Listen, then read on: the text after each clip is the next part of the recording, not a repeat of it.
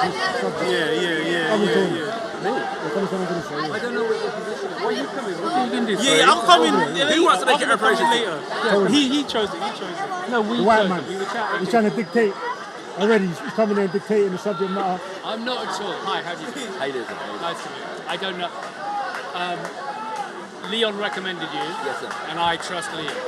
That's all good. That's why I'm here. I trust Leon as He well. said you were a sophisticated thinker. Thank you very much. What do you like to talk about? I'm an African-centered Pan-Africanist, and so that's most of the topics that I talk about are pertaining to Black African people and our development and our liberation kind of thing. So obviously, reparations is one of those topics. So I guess is that what you're saying, Leon? Reparations. We could chat I mean, I've got diverse ideas, and I'm not claiming it's an area I'm a specialist about, or that I'm hugely knowledgeable. Understood. Well, that's it. What's your position? That African people deserve reparations and we should get it. Okay, that's pretty simple. Okay, fine. Reparations from everybody. From who? What do you mean by everybody?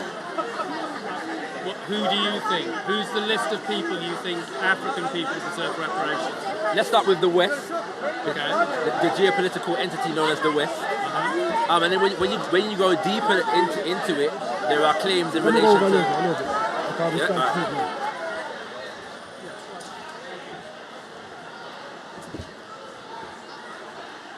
Yeah, it's quiet. It's just.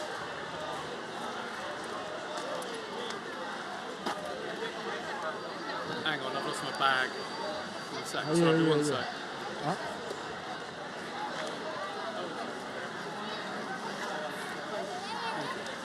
Sorry, yeah. So reparation from the West? Yes. And it's who deserves this? Africa? African people. Okay. So we can begin with Africans on the continent, but there are many places in the world where Africans are a majority as a result of the same things that we actually require reparations for. Okay. Like enslavement, Yeah. what is referred to within the Pan-African circles as the Ma'afa, yes? Ma'afa is a Kiswahili word. And it translates as things like great disaster, but it's referring to the invasion, conquest, enslavement, colonization, and neo-colonization of African lands and peoples. And so the argument is simple, that the world as we know it today is constructed in an environment that built itself off of a genocide, that was committed against not just African people. In this instance, we can refer to also the indigenous peoples of the Americas. Sure. In relation to, and also the enslavement of African people and the colonization of African people, which has enriched the geopolitical entity known as the West greatly and continues to do so in today's world. And so reparations, the term comes from a Latin word, ironically, called repare, which simply means to repair or to repair damage done. And so the idea is that beyond anything, the demand for reparations is a just one. That's the interesting point. It's a just one, right? And it's a just one that has actually been enacted in relation to other groups of people in today's world. Example. Maoris in New Zealand have been given reparations. Okay. Jews of Israel have continued to be given reparations. From Sorry, Germany. by who? Really? Yeah, definitely. Yeah. There's a lot of stuff I don't know. Don't be surprised if I'm ignorant on some stuff. That's really, fine, Germany, the state of Germany is paying consistent reparations to the state of Israel. And has been for a significant period. I heard about that. They put it into their accounts, monthly in their accounts. Yeah, definitely. How long is that going to go on for? I have no idea. Brings me to my point. Germany, there was a fundamental difference. Germany paid individuals. Individual people actually suffered. We're talking living people who'd been through the war, been in the camps, who'd lost parents. We're not talking about on a level of paying one race paying another. Now you can have an argument, but you can't compare the two. Is all I'm saying. He simply asked me where reparations have been applied. Okay. The question was about where reparations have been applied in today's world, and it's a fact that as far as the Holocaust is concerned, Jews have been granted reparations. That's a fact. And in fact, again, it's ignored the Jews and the Holocaust. It's irrelevant, I don't think, to the black question. Jews and the Holocaust were about Jews, specific individuals. My grandmother, for example, she got some money from Germany. She'd actually been through the camps. She'd suffered, her directly, the person individually suffered by the Germans, and they compensated the same way that, you know, you have a traffic accident and you have aches and pains, you'll get money for your suffering. Are you denying that the state of Germany pays the state of Israel reparations? I don't know.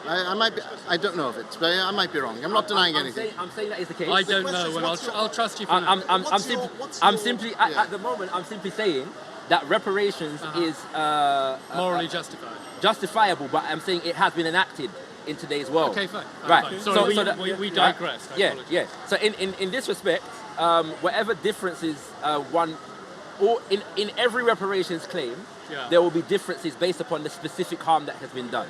Right? Does that make sense? Yeah. So the gentleman's point. Hang on, I think we're crossing the line here. You're moving from a description of the history, the facts of the history. Yes. And I think with my very limited knowledge, I'm not here as any kind of expert. Of course. I can believe that your representation of the facts is pretty much on point. Yes. Okay. Now you're jumping the Hume thing from fact to value. Now you're starting to interpret moral conclusions from those facts. What do you mean? Well, you're saying that reparations are due. Now that's a moral judgment. Yeah. Oh, 100%. No, I'm saying it's a fact. So we can concur on the facts. It's yes. the moral interpretation of what you do with the facts where maybe we're going to dig a bit deeper. That's perfectly fine. Okay. I'm saying that if we can agree that when a harm is done, repair is required or justice is required in relation to that harm. As a principle, yes. So far, so good. And that's the principle that I'm standing on. That's what I'm saying. So, So I'm saying that the facts of the harm Yeah. may be different in relation to different groups of people. Okay. That's established. So my counter question would be, what's your statute of limitations on the principle that when harm has been done, reparations are due? Because I agree with the principle, and I can buy the facts of the history you've described, but if you want to extrapolate moral conclusions from this, you're going to have to factor in a coherent version of a statute of limitations, I think. And this applies to all of these topics, 100%. not just this topic. I think the statute of limitations question is a bit of a red herring. I don't mean it that way. No, I'm not saying that you do. The reason why I say that is because we're talking about a harm that has can be substantiated in the political and economic framework of the world as we know it today. I wasn't counter-arguing that the No, I know. injustices of the past don't resonate in the present. It's not a simple matter of resonation. It's a simple matter of put it this way. Yeah. Much of the world global economy as we know it is shaped within the context of the mass trafficking of African people, yes, to the Americas, and systems of banking and insurance and so on and so forth were developed to facilitate that process, that inform world economics today. I'll give you another example. And was that your synopsis of slavery? It's not a synopsis of slavery, it's just a dynamic that comes out of African enslavement. Yeah, so you were describing the history of slavery. Yes. Okay. So, but I'm saying that factors into how economics is factored into the structures, the institutions of economics today, right? Are developed out of that framework. I'll give you another example. But hang on, when you make a statement like that, there's so many variables in that, the terrain becomes quite grey. And because I want to cut through the greyness in good faith, I think asking initial questions like what's your principle of statutes and limitations isn't to distract from the grey. But why is that? It's to go, when we're going to try and cut through the grey, we're going to need some good tools. No, but that's a good tool. I'm not sure a statute of limitations is even applicable. No, maybe it isn't, but we should at least reach a consensus on whether it is or isn't. But I'm saying to you it's not, simply because of the fact that we're talking about one harm that continues. So it's not like we've got, I think, a situation whereby it done at a point in history, and therefore we're necessarily with the aftermath. We're talking about a continuing harm. I get it. And we're talking about a harm that factors into how the shape of world geopolitics today. All of that again is true, right. But it's so multivariance and grey. I want to be consistent. I'll give you a specific example right now. Hang on, let me say one thing back, and then give me an example. Go ahead. I'm all about self-consistency. Okay? Yes, sir. If we're going to throw a statute of limitations out the window, I instantly think, then why aren't I giving reparations to the Irish for the potato famine? Yeah? Let me ask Now you you've got to be able to account. If you want to throw out statute of limitations, then a million reparations suddenly line up in the queue. But I wouldn't deny. I wouldn't be one to deny that the Irish are due reparations for the potato Okay, famine. how far back in time do we go? Do we go back to the Battle of Hastings? Do we go back to what? But what I'm saying to you is that the reason why that is an irrelevant question is because we're not dealing with a situation of past. We're dealing with a situation of past in continuous into the present. No, then you'll miss. Look, the invasion of the Normans of Britain has resonated in our language and our culture, and it had a profound impact. And I could trace back a history of injustice from that point to now, and how certain people have been inevitably affected. What certain people? Well, the entire population, the people who traditionally were like Angles and the Anglo-Saxons. If you happen to be of Anglo-Saxon descent now, chances are, if I look at your hereditary and your wealth, you got marginalised out away from the central hub of wealth and power within Britain. And are you able to substantiate for me is in the same way that I would be, for example, banking, insurance, the United Nations, the World Trade Organization. I don't know how much data I could bring to the table, but you can't doubt that. And I'm simply saying that whether put it this way, it's not a cogent argument to me to suggest that so many people deserve justice that we should do away with the principle of justice. I'm not suggesting that. Right. I want to optimise justice, but I want to do it morally coherently in a way that works for everybody, not just your particular situation. One second. Yeah.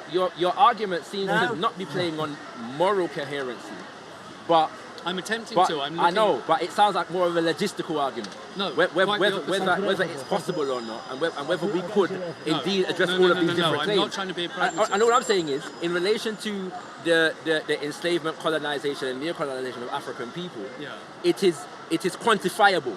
Yes, in some ways, in today's world, and so putting it, trying to negate it through examples of the Normans, which and so on and so forth, which went into the. I was pushing the point to absurdity. You understand? 100%. I went back 1,000 years. No, and I agree with the term absurdity. I could have just gone by. I started with the potato famine, which was what 300 years or something. But we're not just talking about a general idea of history affecting the present, right? We're talking about a harm that was committed that is continuing in the present and continues to affect those people in the present. And under any other circumstances, nobody would question whether this was relevant or not. Right, and nobody negates other people's claim to justice based upon injustices that were done to other people. Can I challenge you on that? Can I challenge you on the word justice? Because justice generally is the person who committed the injustice. They are the ones who have to do the repair or be brought to justice. Once they're dead, their children don't have to pay for the sins of the father or the grandfather, great-grandfather.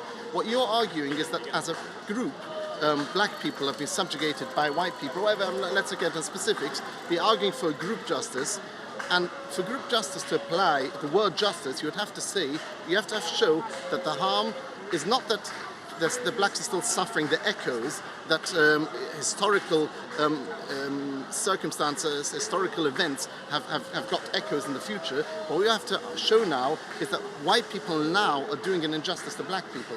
That's really, if you're demanding justice. Otherwise, I don't see where the word justice comes in. All he's saying is, look, 50, 100, 200,000 years ago, there were your grandfathers, your ancestors did something bad to my ancestors, and this had a knock-on effect, which I'm not... Let's for argument's sake, it had an effect, and therefore you're at a worse stage than I am. Problem, I'm a Jew, but let's talk abroad, let's say black and white, yeah? You might say you in Britain are at a worse situation because of what the white ancestor did to the black ancestor. But the white person now isn't doing anything bad to the black person now. For you to say that, for you to claim the word justice, all he's saying now is because of historic events. Well, then this gentleman's question is, how far back do we go? But what is the statute of limitations? So it's a fair question. I give you, by the way, I give you a personal example, the Jews. Jews had a kingdom in the land of Israel. We were colonized by the Romans about 2,000 years ago, almost 2,000 years ago. We were colonized by the Romans, scattered across Europe, other nations. Jews suffered a lot, Christians, because Rome then became Christian. When Rome Rome was still under the Caesars when they captured Jerusalem, but then it became a Christian country. Jews suffered a lot. Now Jews have returned to the land of Israel, and they claim it's a continuation. But I don't want to digress. But the point is, do I now go back 2,000 years ago and start claiming reparations from Italy, from Rome, because of what happened to my people? You do realize, though, that exactly what you've explained is exactly going back. You do realize that the claim, part of the claim of the state of Israel, is based upon the fact that they supposedly occupied the land 2,000 years ago. You're talking about the land. Hold on. Yeah. Right, but that was the justification that was used for the occupation of that land. Yeah. So to tell me now that Jews were looking for a homeland for 2,000 years and finally got it, supposedly based upon the occupation of Israel today, right? That is not going back in time to correct past wrongs. One second. I'm saying is, I've got no problem you taking back a land that were your ancestral homelands. One second, please. In recent times, what were the Jews, the individuals that you spoke about earlier? What did they get reparations for? For the harm done to them. Yeah. It's like for the harm done to them in what specific instance? In what specific event? About the Holocaust, for example? Is that it was the harm done to them specifically. Like if you're in a car accident and you suffer aches and pains, I get the principle. What was the period of time? What was the period of time? It was them, the living person. The people were living. Listen to the question. What was the period of time that the harm was done? The Holocaust. When did the Holocaust begin and when did it end? 1939 to 1945. Okay. Now, remember I said enslavement, colonization, and neo-colonization. Yeah. Okay. The Holocaust, as far as you are concerned, ended in 1945. Yeah. What was continuing after 1945 as far as African people were concerned? Hang on. You've ducked an issue. No, we haven't. Please answer the question. No. What continued? No, you've ducked the issue of a statute of limitation. I'm responding to the gentleman's. 1 second. Because you argued your point perfectly. I'm responding to the gentleman's point. To the gentleman's point. I'm asking a question. What continued after 1945 as far as African people are concerned? Illegal colonization of actual African. Colonialism. Yeah, true. Yes, in Africa and the Caribbean. Segregation, Jim Crow, and so on and so forth in the United States of America, right, and so on and so forth. And illegal occupation of land as far in as Africa harms and are Caribbean. concerned, True. yes, the harms done to African people for the fact of being African, yes, post-date the ending of the Holocaust.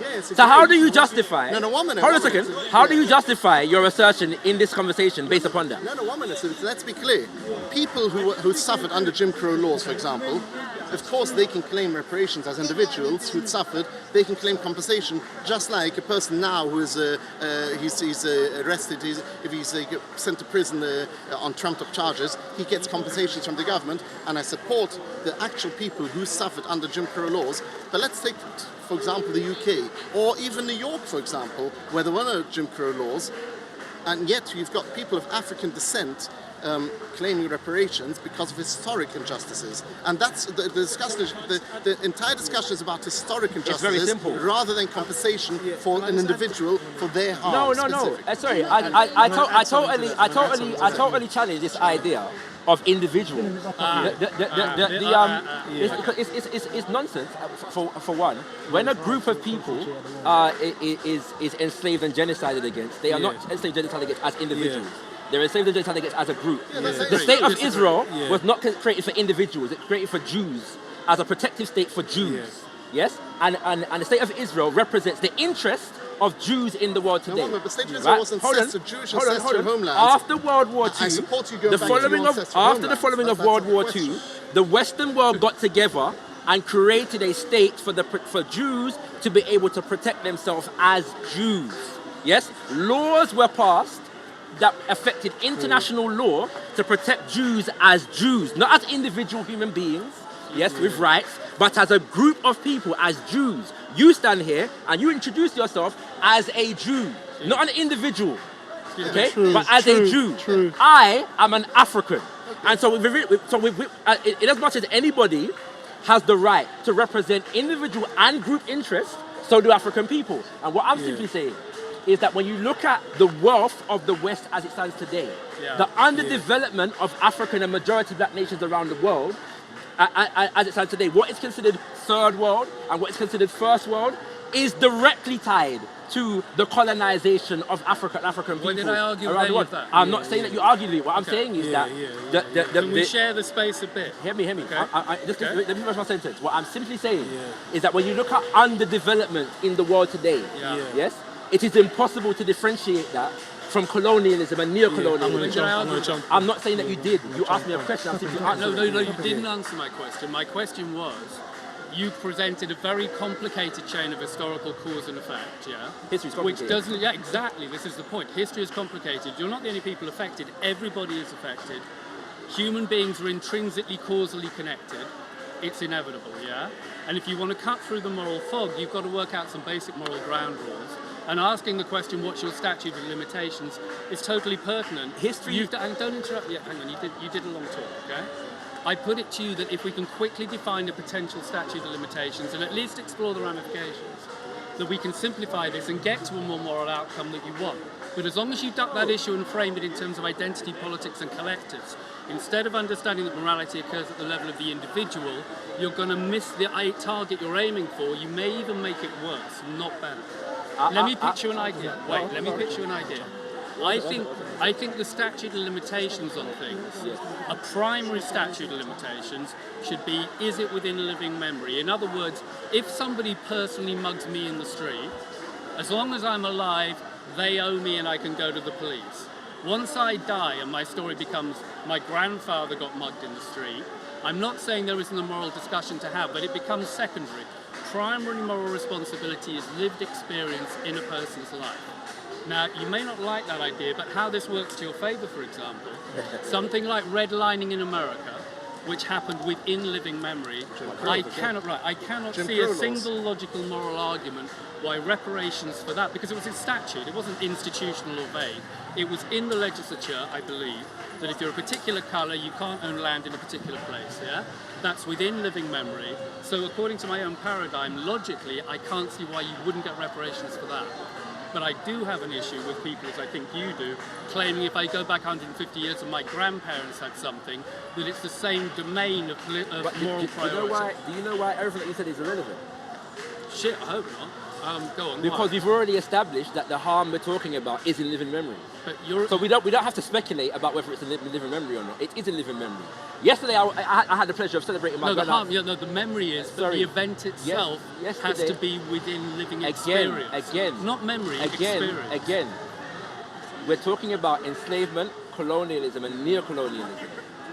The harm is continuing one, and even if you want to end it at colonialism, within living memory. But you're a consequentialist. You're assuming I'm a consequentialist. No, I'm nobody alive. You're arguing a consequentialist argument. So listen to what you're doing, though. Because you keep conflating all three. There is no colonialism of an island called Jamaica if it wasn't preceded by the enslavement of African people on the island of Jamaica. That might be true. And if that wasn't preceded by the genocide committed against the indigenous people of the island of Jamaica. They are related. That is true. Right? So I am not manufacturing a relationship. One second. I am not manufacturing a relationship. They are related. But in relation to your point, said they weren't. I didn't say you said that they weren't. I'm simply saying that your point about living memory the statute of limitation is irrelevant if we establish the fact that the harm is in living memory. 1 second. I celebrated. Hang on, no.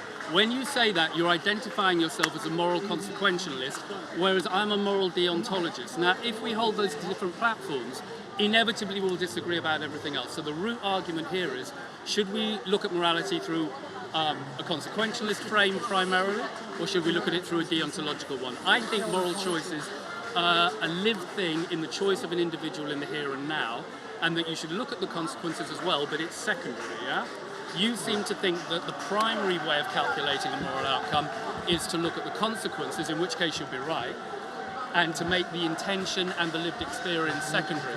As long as we disagree about that, we'll disagree about the whole thing. I've got a response, but the brother wants to make sense? I'm gonna wait. What I was going to say is, I'm not a believer in reparations, but now you kind of made me see the logic in reparations. Now, listen, riddle me this.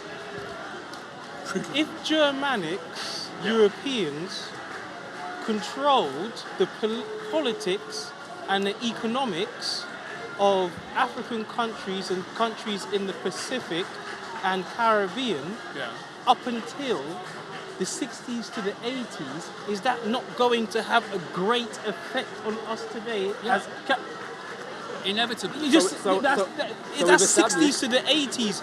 European men have had control of the politics and the economics Yes. of these places. So how can you say now that this done? I Yeah, Why can I don't have think to say what? I didn't argue. I don't think anyone's denying that, So that if that's historical even, events that's even down have for reparations. How consequences. can you control someone else's politics and economics So I to the can't. 80s You're right. and then say you don't want to reparate Yeah, but I don't them? think anyone's denying that historical All effects right, okay, have cool, to have cool. consequences. That's up to the I think what the 80s. argument is whether, That's up to the so 80s I think this gentleman's the same that I'm saying is that the two different, there's the, well, he said it better with fancy words, but it's quite simple. As long as you've hurt me personally, then I can personally claim Yeah. compensation for my personal hurt. If it's just a consequence of events that happen to my people, perhaps I can, perhaps I can't, but that's a different discussion, and there certainly has to be some kind of statute of limitations. And we're not denying that there are shadows, there are ongoing consequences of historical events. Obviously there are. Obviously, if you if you starved someone till today and you put him out in the street now, you say, look, eat whatever you want, he's still going to be malnourished today. Yeah. So, but as of today, I've stopped holding him hostage and stopped starving him. So you can only get direct compensation up until the person who himself or themselves have suffered under a specific thing that was done to them. Afterwards, it's historic, and we need some statute of limitations. If Otherwise, you all can people accept that can line, go back. then we can still talk. I'm not saying that outside that No, line but there's no we're not discussion. arguing it didn't happen. I'm We simply agree saying, that it I'm happened. simply saying that the argument that you are trying to present to me is irrelevant based upon the fact that we're not talking about something that was 2,000 years ago, just 500 years ago, and so on and so forth. We're talking about something that is in living memory. So the speculation about Slavery. Are listen, there any living slaves? again, when I said, I defined what ma'afa was, yes? And I said, we're talking about enslavement, colonization, and neo-colonization. Slavery is actually not that long ago, yeah? Right? Is it in living memory? It's the No, idea. the answer's no. The idea. So the idea that a harm needs to be in living memory for justice to be relevant is something that you are imposing on the conversation. It's not a natural law. Well, okay. At the same time, one second. One second, It's what I'm bringing One to the second, please. One second, please. One conversation, second, and please. that's the thing to One second, discuss. please. One second, please. Yeah. But I've already established that when we talk about reparations in relation to African people, we are not just talking about the transatlantic slave trade. Right? So harping on about the transatlantic slave trade alone, in isolation to everything else that I've said, I wasn't. is a deflection. I wasn't. As is the idea that of statute of limitations, where I'm establishing the principle of justice, yes, in relation to harms Not done. very morally coherent. And if you say so, you're entitled to your opinion. At the We're same all time, entitled to an opinion, at but the not same all time, opinions have equal merit. at the same time, it comes with looking at the world as we know it today, and the extent to which we can quantify the structure and the shape of the world as we know it today as related to the history I'm not that in is being denial of referred your to. fa- I'm accepting your facts. So then, if you but are, I'm not accepting your so then- consequences so then because if I'm not you- a consequential. if you are indeed accepting the facts, Yeah. yes, But your value judgment from those the facts gentleman doesn't follow. It appears to me to be a contradiction that we can accept that there are Jews in living memory who experience a harm that for which they are justly due reparations and are receiving it. Yeah, which Bearing sounds in like a mind, good- you know, to this day, Yeah. there are specific Nazi collaborators and people that perpetrated war criminals that are still being brought to justice for whatever they did during the Holocaust. Good. Right? We have a situation in which colonizers, yes. Let's look at the fact, for example. True. Let's look at the fact, for example, that the formal enslavement, colonization of African people, yes, can said to have been concluded in the year 1990 with the quote-unquote ending of apartheid in South Africa. And none of the perpetrators were ever brought to justice. None of them, not a single perpetrator was ever brought to justice. Really? That's Yes. very Weird that true. you'd use that example. Why? Why do you think? Explain it to me. Well, you're saying none were brought to justice. No. Whereas Mandela and Tutu specifically initiated the Truth and Reconciliatory Committee, which was precisely the justice process in action. And because they did do that, it did happen. The Truth and Reconciliation hearings did happen, yes, that was their moral and legal response to the problem. And it was so optimum that he pulled off a virtual miracle. So the idea that there wasn't any consequences, there most definitely were. Indeed. Which is why we love Nelson Mandela so much. No, the British love Nelson Mandela because he served their interests. The reality is that the condition of African people in South Africa today is not appreciably different to the condition of African people under apartheid. Therefore, Mandela didn't do a good job. Excuse me. The wealth that is owned by the whites in South Africa and the Africans in South Africa today has not appreciably changed from the pre-apartheid condition. So we're seeing that democracy and a rainbow nation does not necessarily appreciably change the conditions of the people on the ground. And so reparatory justice is still due in the nation of South Africa today, despite the Truth and Reconciliation Commission. And we're seeing here a disparity of what justice looks like. Because, hold on a second, because crimes that are committed against non-African people are considered crimes for which people must pay. Yes? But crimes committed against African people are considered crimes for which people are given amnesty. I'm not supporting that. I'm listening to what you're saying now. I took issue with you because you said there was no justice done, so I correctly pointed out the Truth and Reconciliation Committee. That's not justice, it's amnesty. Okay, that's something we could discuss. Yeah, that's debatable. However, to be consistent to my own principle, apartheid in South Africa is within living memory. I think you can make a cogent argument that there hasn't been sufficient repatriations, and according to my reparations, sorry, not repatriations, reparations, and therefore according to my own axiom, yes, there's an argument to be had. But there isn't an argument to be had, a primary moral argument to be had for reparations for things that happened 150 years ago.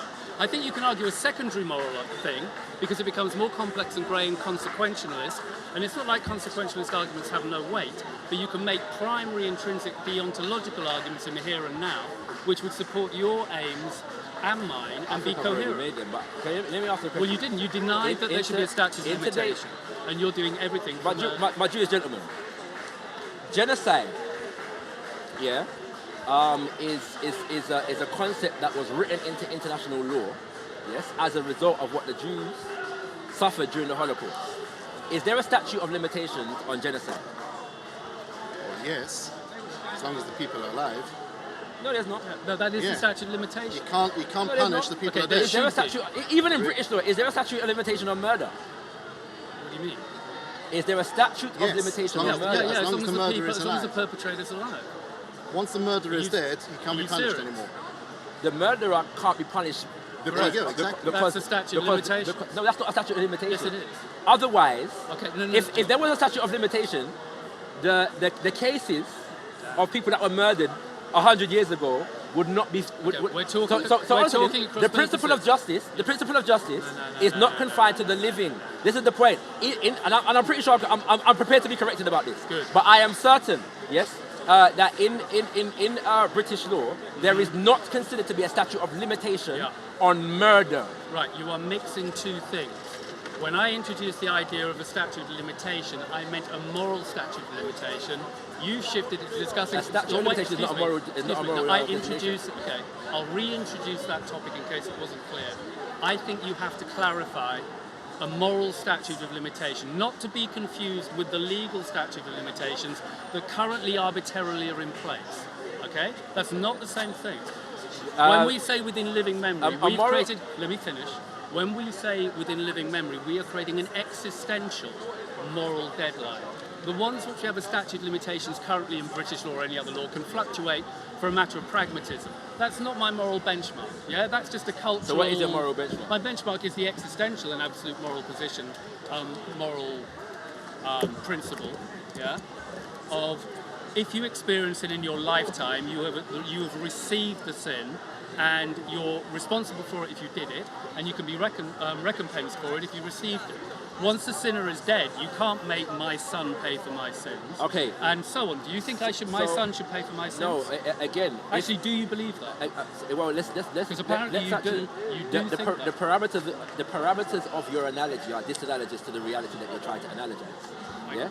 So for example, a more proper analogy would be if if you committed a crime against me, and your son continues to commit a crime against my son, and your son's son continues to commit a crime against my son's son, and your son's son continues to commit a crime against my son's son, right? Okay, is justice applicable in that situation? That you just completely disentangled the question into a nonsense.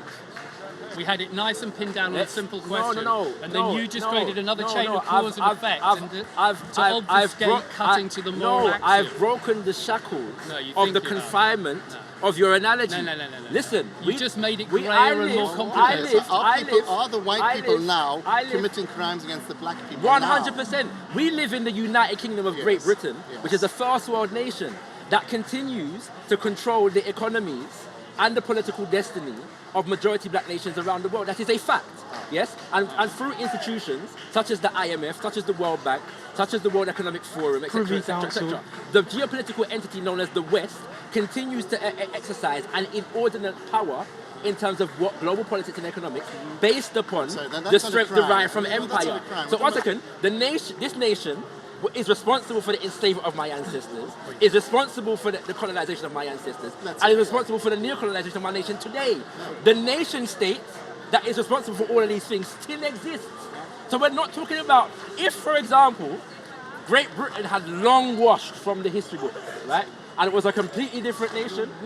I might, no, but I'm not twisting your position. You're twisting it. I'm simply affirming my own. No. The reality in the is, process, you're twisting the reality is, Thank you very much. Yes. Yeah. No, but we're talking about because you keep trying to paint this I've idea given you a very simple axiom, of historical wrongs done by people in the past that no longer exist. I'm very clear and simple. I'm giving a simple moral rule. If it's within living memory, if the perpetrator is alive and did it, they're responsible. If the victims suffered the consequence, they can be recompensed, right? Now simply apply that axiom to every situation you describe to me. If you're describing a situation where there has been oppression of people in 1990, then yeah, reparation applies according to my maxim, okay? So I'm supporting your position with the recent examples you're given. I'm just saying that my definition of the moral framework of the discussion is very clear and easy to understand. Everything naturally arises from one axiom. In your case, you end up with a historic blur of cause and effect, which although it's factually accurate, and I'm not in denial of that, just creates more and more disorientation and defocus, and you're framing it within identity politics and collective politics, but morality happens at the level of the individual primarily. It has collective consequences. Morality is always an individual person making an individual choice. And just because 10 individuals make a choice at once doesn't mean it's not 10 individuals making a choice. They don't suddenly become more than 10 individuals, right? So if you want reparations for anything bad done in 1990, good for you, I'm in favour of it. But if you want reparations for anything bad done in 1790, I think it's a different domain of discussion. And if you can't recognise that distinction, I think you're failing to cut to the moral core of the thing that you're approaching. Now, me personally, I don't believe in reparations, but if the English government was involved from between, say, 1940 to the 80s, where they controlled the politics and economics of, say, the Caribbean countries, African countries, countries in Australasia. When are we talking? Now, I just said between 1940 and 1980. Now, if the English government controlled the politics and the economics of countries there, right, between that period of time, and illegally, because obviously it's colonization, there's no, colonization. Yeah, if it was done immorally and unjustly, then, colonization then recompense illegal. would be due. Yeah. So if it's between where's the problem? Where's the problem?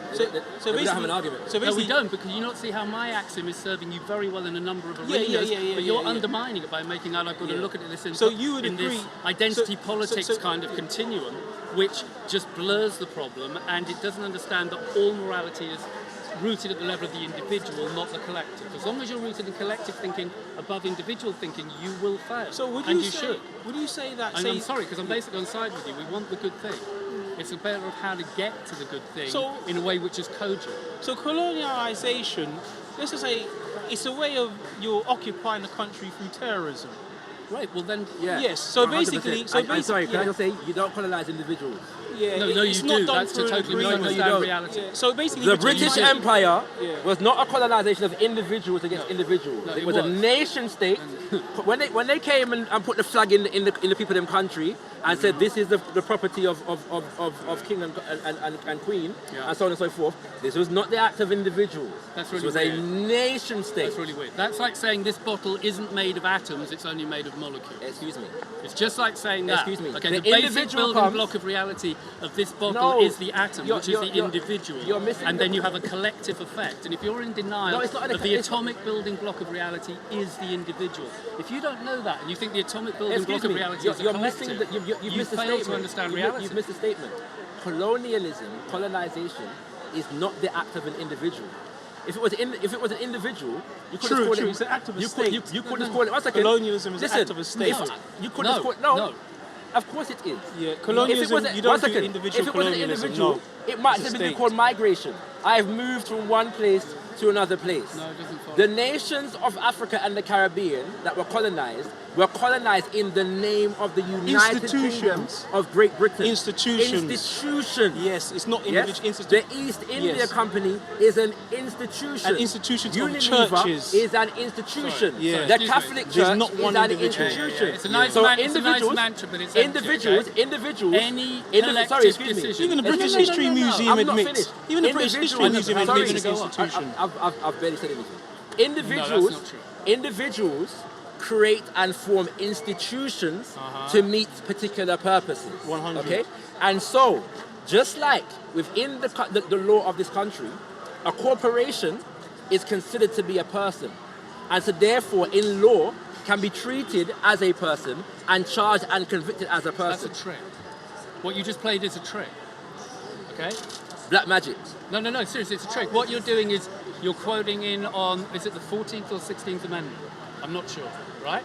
Because a very interesting, you know. No, that's not anything to do Okay. with the 14th. No, Amendment. it's one of the about- amendments. Because what You're happens talking about was- American law. I'm talking Yeah, I'm about, talking about UK American law. I'm talking about UK law. In this country, corporations are considered people. Yeah, corporations, the translation of the corporations having individual status occurred as a loophole which enabled the kind of people you and I probably both dislike, yeah, which are the exploited corporate power mongers, to create a corporate structure which was given the rights of an individual, but the initial impetus for that law was actually to give slaves who had previously been seen as property the rights of individuals, and some clever lawyers spin-doctored it into the idea, well, therefore maybe maybe entities can be people if people can be entities, right? And it was definitely bad news. We're on the same side that was wrong. But you're now making out, it's an ontological problem. No collective ever makes a choice. Every choice a collective has ever made has simply been a group of individuals within the collective making a series of decisions. It's provable because if you remove every know what a group of individual... individuals is called? Can I finish? If you remove every individual choice from the collective decision, the collective doesn't do anything. It has no But power. of course. Okay, All I so- said was individuals do not colonize. Yeah? No. Groups. Yeah? States, collectives of individuals. The act of colonize. colonization is the sum effect of a series of individual choices, which historically and with hindsight, it's very strange. useful. His ways into it is Yeah, quite strange.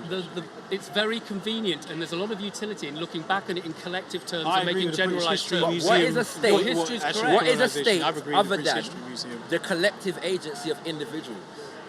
What is a Correct, state? exactly. What is an institution Exactly. other than right? So Exactly. to say that individuals don't colonize, institutions Which is what do. you're saying.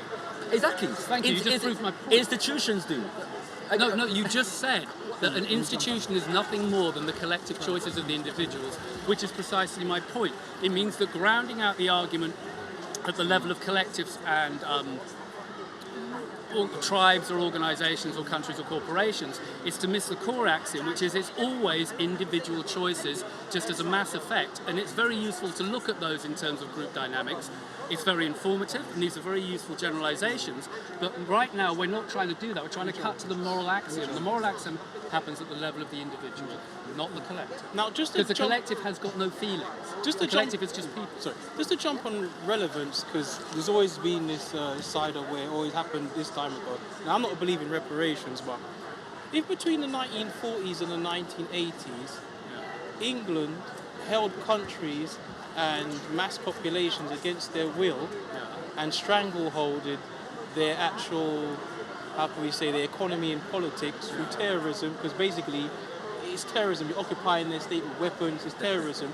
Now, if they did that between the 1940s and 1980s, would that mean that people who were complicit in that in England, within governments, companies, who complicit even in import and export, even people that sold the vegetables and fruits in their little shops, even people were complicit with taking the resources from these places in Africa, even selling copper over here. Let's just say you're a tradesman over here and you know you're getting actual stuff from over there. Wouldn't you say all these people are complicit? Great. Well, seeing as I clearly explained to you my axiom, There's a lot of people that be up for being sued or put in prison, who are out free right now in England. I clearly explained to you my axiom, yes?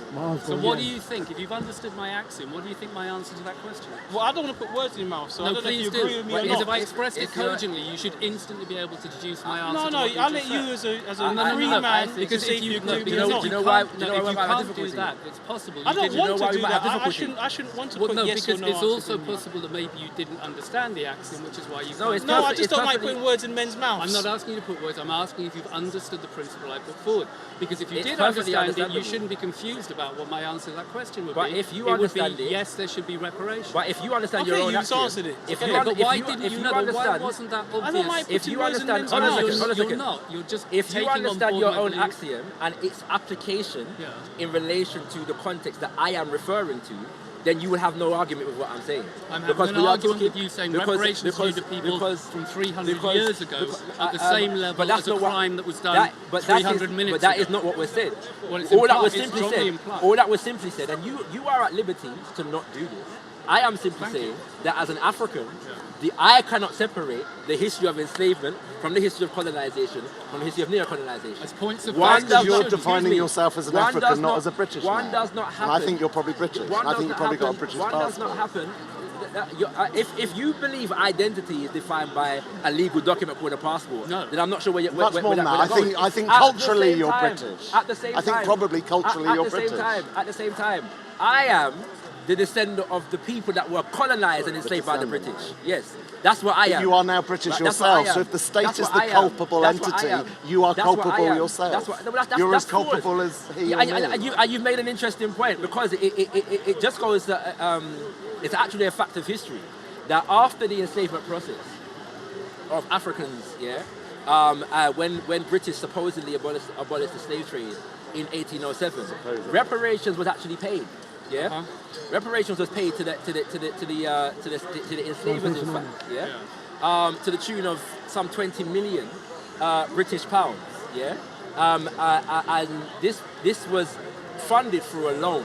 Yeah, by to the British government so that they could pay off these enslavers. Right? Do you know when this loan was paid off by British taxpayers? Tell me. 2015. Good point. So, because I pay taxes in this country, yes, have contributed to reparations paid to the enslavers of my ancestors. Is that right or wrong? That's wrong, is it? Why is Well, that wrong? I will leave you. You should have had a lower tax. I will levels. leave you and your good British civilized etiquette to make the decision for yourself. no, right? You're no, no, British. no, you're you're responsible Why are you trying to for British divide same you and time. me? Position. At the same time, yeah. The point I'm making is that when we look at all of these things, if reparations paid, yes, to enslavers, yeah, has an impact and is still being paid off in living memory, but less than a decade ago, how are you guys to now create an argument or facilitate an argument, yeah, in relation to a lack of Go on, what? What did you think I say that I didn't say? Tell me. well, the reality is this. No. What do you The think I reality said is that this. I know I didn't say? No, but again, You're ducking and but diving again, all the time. If you say so, Well, but the reality I keep is this. hitting you with But basic the reality- questions, but and the you reality is shift the this. ground. But no. You asked me my position. No, I asked you to answer specific Initially, questions. you asked me my position. Now I'm asking I you stated my again. position. I asked and you, you what have is your statute you of have tried. limitations? You have tried unsuccessfully to divert me from my position with an argument about statute of limitations and attach the word moral to statute of limitations I'm not as though, attaching it, it's implicit. no. statute of limitations is not a moral. Statute Statute of limitations is not a moral argument. Statute of limitations is a logistical argument in relation to the law of the country. It has nothing to do with moral judgment. Are you under the illusion that the domain of moral philosophy doesn't exist because it does, and within that domain it's totally coherent to ask if you should apply a statute of limitation, and that's the context in which I introduced it. It's unfortunate a legal system uses the same term, but hopefully I've been crystal clear now, so you don't need to make that particular mistake again. I'm talking about, as a matter of moral philosophy, what is your statute of limitation? You have to understand that my position is not confined to your argumentation. So if you want to impose a statute of limitations on the conversation, and I'm saying to you, it's not relevant to the conversation because we're not talking about a past harm. I know, and this We're is where talking we about disagree. we are talking about an existing harm. And I've demonstrated that to you because my initial position, come back to exactly what I first said, was I described to you what ma'afa was. And I said it's a Swahili term which takes into consideration, enslavement, colonization, neocolonization. Why I said invasion, enslavement, you're a colonization, You're a and neocolonization. Hold on a second. You are at liberty, yes, to disregard invasion. You can do that I'm if you not want. disregarding. You are I just at want to liberty know when it in happened. relation to this conversation. You are at liberty to do that. No, I'm not doing You that. are at Don't liberty pretend- don't to misrepresent disregard I'm doing that. enslavement. I'm not. However, Don't misrepresent I'm disregarding if your enslavement. concern is about living memory Yes. and injustices done in living memory, Yes. then we can focus on, according to your argument, the injustices that are in living memory. Correct. And there are enough to go on without having to you focus on those that are Right. not, as far as you're concerned, not in living memory. Right, so therefore we can agree on that. But you have chosen not to do that. And this is the point I'm trying to make. No, where did you get You that have impression? decided. When did I because say that? If you haven't decided that, then you would have heard me a while ago when I said your argument about statute of limitation. Your argument about statute of limitation is not relevant. You're telling based me that upon I the don't fact. agree with something. If I you would agree have with. heard, you would have heard me say already that your argument about statute of limitations is irrelevant I know in you this believe instance. that, but you're wrong. Is irrelevant in this instance because we are not just talking about a past wrong. We are talking about one that exists in today's world. So we don't have to have an argument about statute of limitations. It's not relevant. Okay, If we you can say- establish that the harm continues, and if we can establish that the harm is actually in living memory, You're wrong. yes, then we don't have to have an argument about non-living memory. It's irrelevant to the conversation. Right, so you end up, your moral framework is consequentialism. You're of that school, okay? You may not know it, but you are, it's a fact, okay? And I'm framing this within moral philosophy. You're framing it within politics. I'm framing it within moral and philosophy because I think your politics should be informed by cogent moral philosophy as the underpinning. If your politics isn't informed by a cogent moral philosophy, it will fall apart no matter how good its intention. I think your intentions are good. I think you're mentioning facts which are relevant. I think there are arguments to be addressed. I'm trying to offer a cogent tool which self-consistently will deal at least in part with your problem.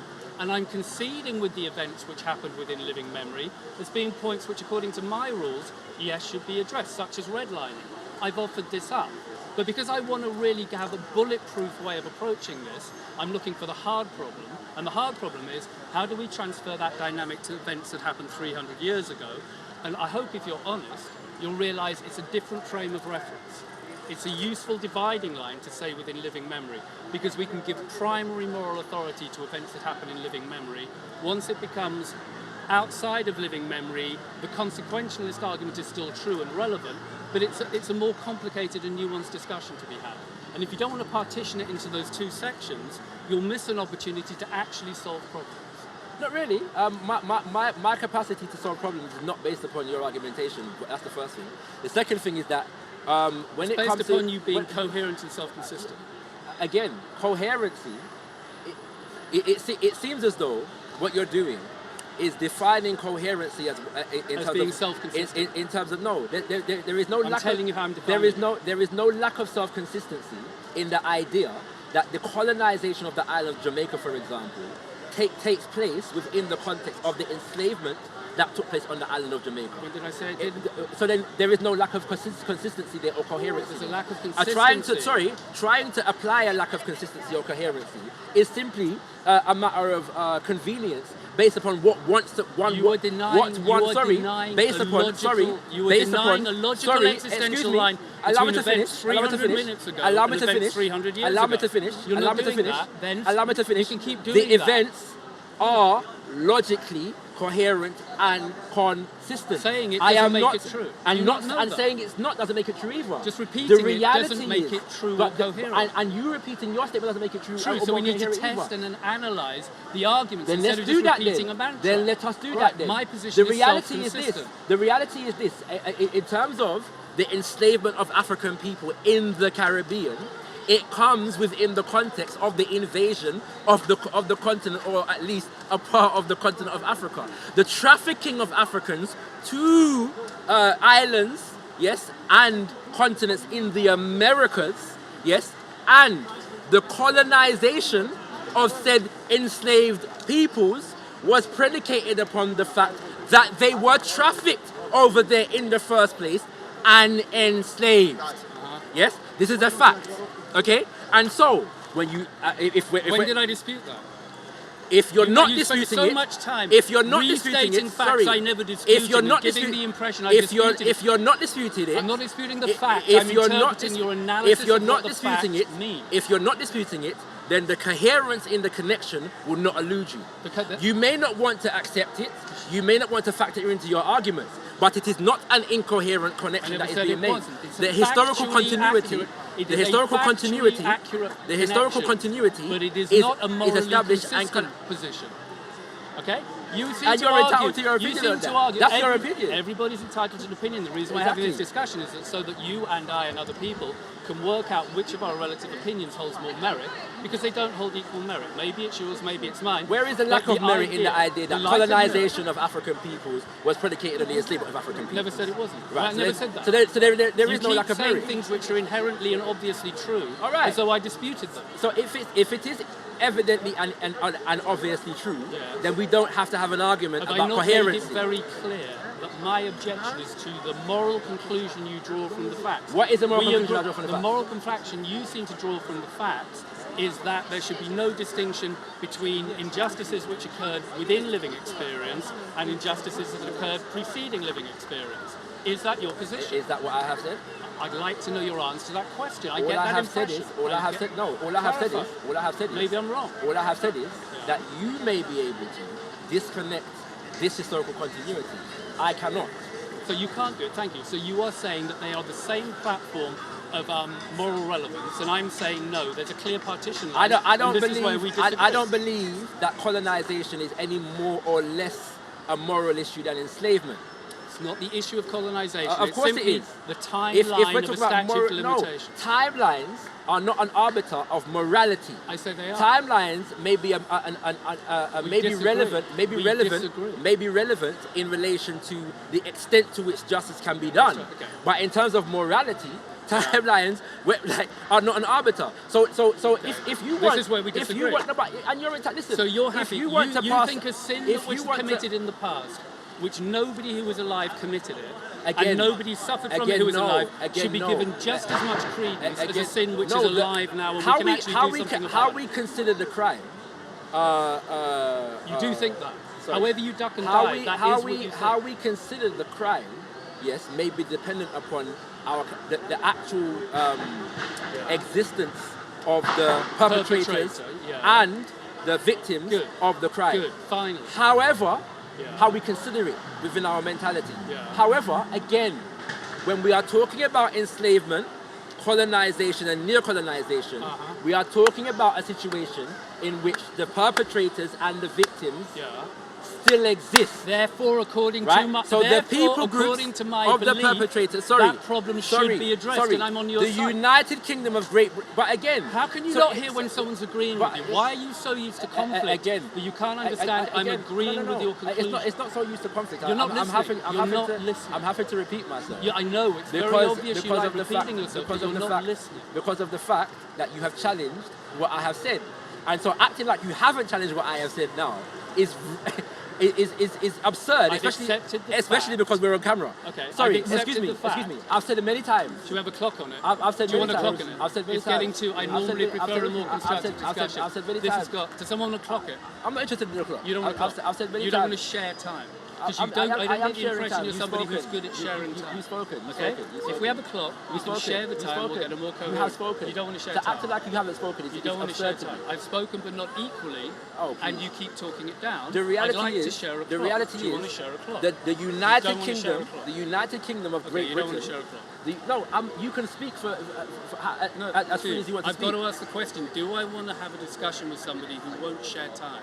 You are entitled to I know leave I'm the conversation. entitled. It wasn't a human rights You are entitled question. to leave the conversation It as was and when a you common choose. sense question. But I would like to finish saying what I'm I think saying. there may be a It's simple. constructive conversation to be had, but I think we'll get a better constructive conversation if we share the time, and that might work We are better sharing with the clock. time. No, we're not at the moment. At the moment, you're trying to curtail what I'm saying. That's, yeah, that's, and that's, you're that's trying the to problem. curtail what I'm I saying, am but actually we not. can I'm not interrupting partition you at that all. by using a clock. I am not trying to stop you You saying what don't- you're saying. but you I'm are, simply asking you to let me finish saying what I'm strangely saying. enough, constantly talking when I'm trying to talk as well will curtail me.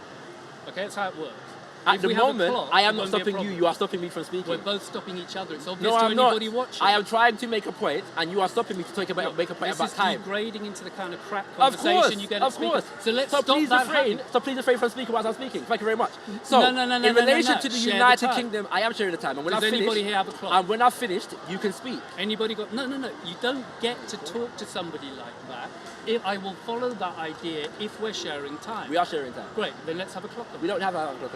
I would like a clock. I would like to finish saying what I'm saying. I bet you would. However, I suspect it's going to take forever, and a clock might balance Your it out. your suspicion is irrelevant. I would like to finish saying what No, I'm my saying. suspicion is very relevant No, it's because I'm not. one of two parties in a You have dialogue. spoken, and I think, and at the My moment, suspicion is not at- only at the- relevant, it's at the borne out moment- by at the the moment- experience you'll Can we see have on the 3 camera. minutes each? At the Just have moment- 2 minutes each. At What's the your moment, problem? I'm not You're inclined not very to. interested in equality, suddenly, are you? I'm It's not. interesting. I'm not Do you want inclined. equality? I'm not You don't want inclined. equality. I'm not inclined. You're not inclined. I'm not inclined to engage in the circus that you're trying to engage A in. at the moment. circus means It's very sharing simple. a fair space. It's very apparently a no. circus. The space that we're sharing is not unfair. You're trying to do to Yeah, impose it- that on a conversation at the moment It's not an in imposition, order it's a as a standard ploy debating tool. to curtail what it is I'm saying. standard And I debating and I tool. recognise You that. also have the chance to do that. Excuse me. You also have the chance to do that. I am not the one trying to stop him from speaking. I don't have a problem with him speaking longer than the frequency he Everything needs on to. tape shows Right? that you have spent a lot of time dominating the airspace. The people watching this will be able to see that. Fine. They can judge, and now they can judge whether or not you're being evasive by not 100%. accepting a clock. 100%. Now, ultimately, it's what they gain from this conversation. 100%. Okay? 100%. And I'm feeling increasingly confident that what they 100%. might gain is that although you're aiming for a good goal, Yes. the way you're slicing and dicing it is moderately disingenuous, not self-consistent, and you can do better by cutting to core moral axioms. And then a lot of my conclusions, if you do that, will support the goals that you want, but they'll be coherent in a wider framework. You don't seem to care about that. You seem to want to frame it within an identity politics level, which you can't apply universally. Okay? I'm looking for solutions which work in all arenas of conflict, including this one, not just this one. So the specific history isn't the point. I totally buy the facts you're presenting. A chain of cause and effect of injustice is totally correct. But how to most constructively interpret that within a moral framework and try and solve some of the injustice is a separate question. It's an ethical question and a bit complex. It requires a bit of examining the thing from multiple sides, counter-arguments and so on, and not just sticking to the single diatribe that you seem to be on. And I don't think you mean badly. I really do want to support your goals. And I've said I can see a totally cogent argument for reparations in red line states. I cannot see a logical argument why that isn't the case. So if we start from a point of agreement, and I can totally justify why that's the case, okay? So we start with a point of agreement. And the reason it's the case is because it's within living memory and the abuse is on the statutes. It was written in law, if you're black, you don't get X. So that's a legislative foul, which occurs within living memory. I cannot see why that wouldn't be cause for reparations, and nor can you. We agree. But my axiom is serving that argument with crystal clarity that any lawyer would have trouble standing up to.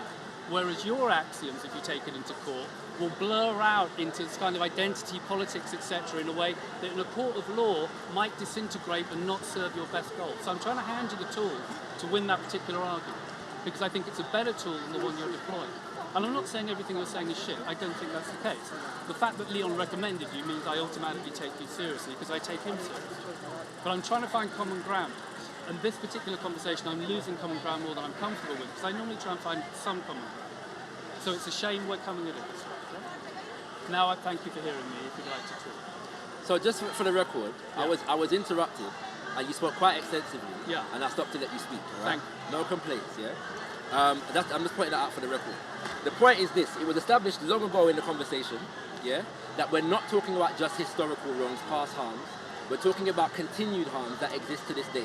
Sure. And even the past harms, many of them are in living memory. Agreed. Right? And a Jewish gentleman attempted to place the Holocaust in the living memory, yes, while was in fact negating the harms done to Africans in living memory. And that was established that actually the Jewish Holocaust actually ended before the colonial process ended.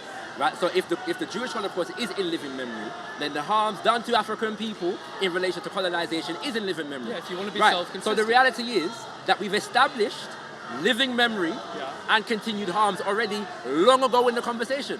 So the idea of a statute of limitations, although the question in the line around that persisted, yes, was irrelevant to the conversation long ago. Now you may not like, you may not like the fact that I connect colonization to enslavement. You may not like that, but the reality is, I agree. Your liking of it or thinking that it's relevant within the context of statute of limitation or not is irrelevant to the conversation. That's not my position. And so the point is that when we are talking about enslavement, when we are talking about colonization, when we are talking about neo-colonization, there are entities that exist in today's world, state entities, corporations and institutions that have existed from that time until now. I didn't dispute any of it. Right. So therefore, if you are not disputing any of this, then we don't need to have an argument about or a disagreement about the existence of these entities and whether the claim is past or present or not. Because it is present. The entities exist. It's utterly naive to think that once you've established facts, you then don't do a moral dissection. No, that's not what we said. That's not what we said. That's not what we said. No, that's not what we said.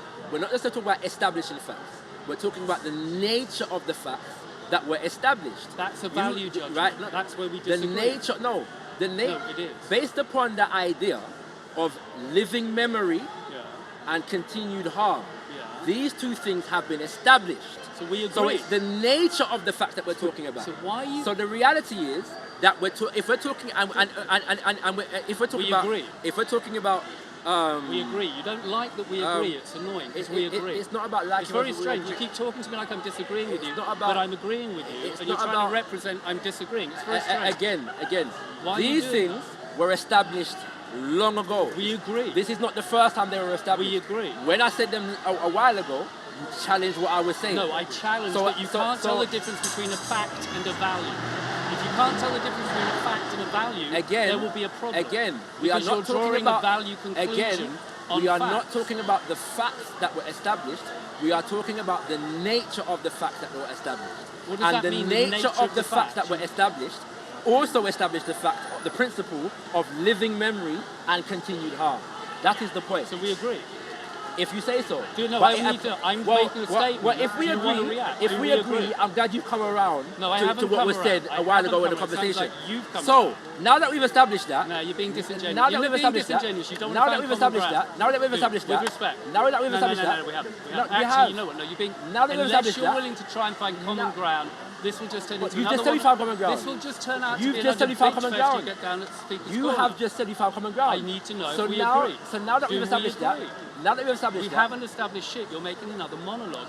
Do we agree that the fact based upon your own admission, you agree with what I've said? You won't use a clock. I don't have to use a clock. You don't have to, but you won't volunteer to use a clock. I don't know what you're asking from me. You should do. Said that's disingenuous. You said that totally know what a clock is. You said that you agree. You do know what a clock is. I'm accepting that you agree. What's the problem? Why are you doing that? You're just preaching to your own audience, your own imagination. You said that you agree. I'm accepting that you agree. And I'm trying to move the conversation along now. I know you're not. You're trying to duck and dive. If I offer that a point that I agree on a point, I need to hear whether you agree as well. Do we both agree on a particular point? Yes or no? I've already stated the point. You said you've agreed with me. No, I'm not saying I'm agreeing with you. You just said you agree. No. I don't understand. No, because you're framing it that I'm agreeing with you. I'm not. You're not my arbiter of reality. I agree with that fact over there. What I'm asking is, I agree with the fact. Do you agree with that fact as well? I've stated the fact. I'm not agreeing with you. I'm agreeing that is a fact. This is semantic. No, it's not. I've stated the fact. I've stated the fact. Because you're trying to frame it. I've stated the fact. Disingenuously. I've stated the fact. or a set of facts. You said you agree. Yes? You agree with the facts that I've stated.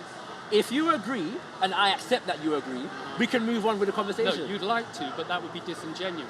In order to move on with the conversation, we have to do due diligence and clarify that I volunteered that I agree with the fact, and I want to know if you agree with it as well. Do you? I stated the fact. Please notice And I'm you giving said- yes, no, clear answers to simple questions, and the guy I'm talking to seems to keep ducking. Can you not do me the same courtesy I did you?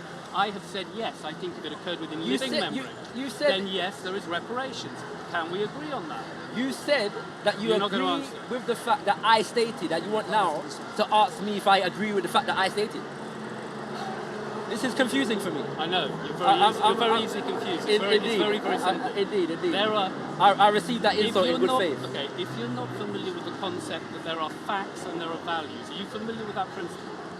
I'm familiar with the principle that if I state a fact, yes, as my position, Yeah. and you agree with the fact that I stated, and I accept that you've agreed with the fact that was stated, Which I've done so often you don't seem to hear it, so I thought I'd try so something then different. if you agree, This conversation is full So of me then going, if you I agree- agree with the fact, So and it then didn't if seem you to agree- stop you just banging on. So then if I you thought I'll agree- try a different strategy. so then if you and agree- you don't seem to want to offer answers as so well, then and if won't you go on a agree plot. with the fact that I have stated as my position, and I accept that you agree with the fact that I have stated as my position, then we can move on with the conversation. Yeah, you'd like to, but it would be disingenuous, so no, we won't.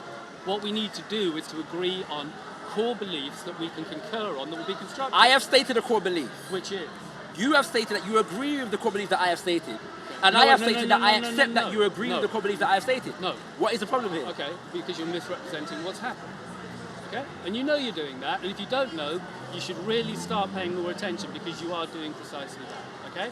I have made a simple assertion that there is a moral distinction between crimes which are committed within living memory. In other words, where the victim or the perpetrator is still alive, because morality occurs at the level of the individual, and crimes which consequentially occurred prior to that. I'm not saying we can ignore crimes that occurred. This is a very no. this is Stop good interrupting. gymnastics. This is a very, very clear distinction, and I'd like you to respond to whether you want to accept that paradigm or not, because you haven't been clear. If you accept that paradigm, we can move forward. If you disagree, we can move forward. But if you duck answering the question, it's not gymnastics. This is basic discussion, mate. It's just you don't engage actually at a philosophical level. Basic You only discussion. engage at a political and ideological I made level. a statement about the fact that it was established that what I'm referring to. You're still ducking and diving. You're just ducking and diving a very simple question.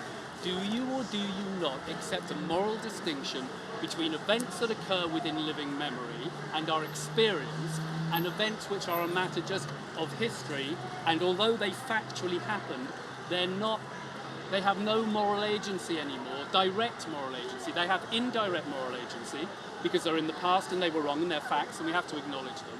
But no perpetrator or victim is currently alive, and they're two different categories. Can you understand that distinction may be meant in good faith and have some cogency, or are you completely oblivious to the merits of that point? Because you're acting as though you are oblivious, and I don't think you can be. And try and trust me for a minute. If you could accept the cogency of this point, we could move forward in a very constructive fashion.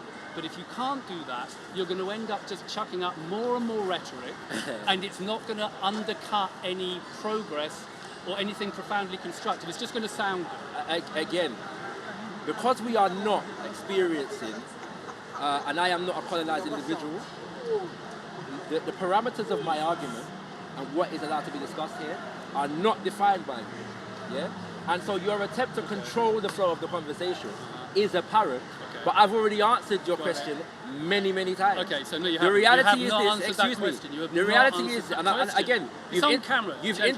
interrupted He me. has not You answered interrupted that me. question. You interrupted Point me. of fact, You play back interrupted the me a tape. minute ago. It's true. And made a statement. Yeah. I listened to your Because I was statement. hoping we and would I'm make I'm progress. speaking now, and you want to speak again. I'm not sure why. And then you're gonna. And then Because you're you ducked the then question you're again. going to make a claim about sharing Ducked space. the question Then you're gonna. again. But you have been. I spent the entire Then you're time going to make a claim asking you one question about you sharing won't space. answer. Then you're going to make a claim about sharing Because space you- again. There's no point So in you having want- a so you- discussion. if I've you only would- asked you one so question. if you would like, and when it you was have very simple. However, It's I can one repeat my answer question. for you if you would like. What's your answer? It's very simple. Go on. You, in relation to the harm that is being discussed, yes? The You said you'd enslavement answer of my African question, people. not your question. The enslavement of African people Uh-huh. the colonization of African people, the neo-colonization of African You're just people. repeating a mantra. You're Excuse not me? addressing my question. Excuse me. It's true. You are asking about. It's on tape. It's true. It's factually obvious that that's what you're doing. And you may not be aware of it yourself, but it is. And I'm not trying to be as adversarial as I seem to be here. I'm honestly trying to punch through by asking you one simple question and trying to get one straight answer. And whenever I do it, you seem to be accusing me of disagreeing with you about facts I've accepted, or you seem to shift your ground, and this is a common arguing technique. But unless, all I can tell you in good faith, honestly, is I think you're on the side of the good guys, broadly speaking. A lot of you guys are. But if you don't create a morally cogent argument which is self-consistent and applicable, like in a court of law and in human minds, and ubiquitous, you will fail. And unfortunately you should, and it's because you won't be serving your cause as well as you could. I honestly believe that. Maybe I'm wrong. Maybe I'm wrong and you're right. Maybe I'm an idiot. But I genuinely believe what I'm saying. I'm trying to find some common ground and just get you to answer one simple question. Can you see a moral distinction between a crime which has occurred where the perpetrator and or the victim is still alive and a crime which occurs where the perpetrator and or the victim is dead? Can you not see they're a slightly different moral framework? That's a very simple question. And I'm hoping you might give me a yes/no answer. And if you don't, you don't. But at least we'll know where we are. So I'm going to point out again that I was speaking and you interrupted me. Wow, that's it. Less Okay, than I a think we're, sentence guys, into what I was I saying. think we're done. No, I'm pointing it out, right? I tried my best. And so I'm going to repeat myself. bye-bye. Take care. Okay, bye-bye. So Enjoy the what's monologue, taking but place, you're not right? making any progress. So what's taking place, right? What's taking place here is that what's the gentleman's name? Tony doesn't want to address, in relation to reparations to African people, the actualities of the claim, right? So we're going to go into a diatribe about moral philosophy so that we can get away from addressing the actualities of the claim. I said many, many times, I do not make distinct the enslavement of African people from the colonization of African people and the neo-colonization of African people. These are historically related events. They are not events and evolutions of history that you can neatly compartmentalize one from the other. One feeds into the other, It's quite simple. However, if an individual, wants to exclusively discuss reparations in relation to colonization and neo-colonization and not enslavement, he's entitled to do that. And if he wants to engage a conversation based upon that, then we can do that, right? The principle of living memory was already established. And so what happened was, because the gentleman didn't want to actually discuss the actuality of living memory and how that would relate to the principle of justice and reparations in relation to African people, he obscured the conversation into one of moral philosophy. That's what took place. And I feel under no obligation to allow colonizers to define conversations for me. I simply don't, right? And if that's a crime, then I stand convicted. And peace and blessings.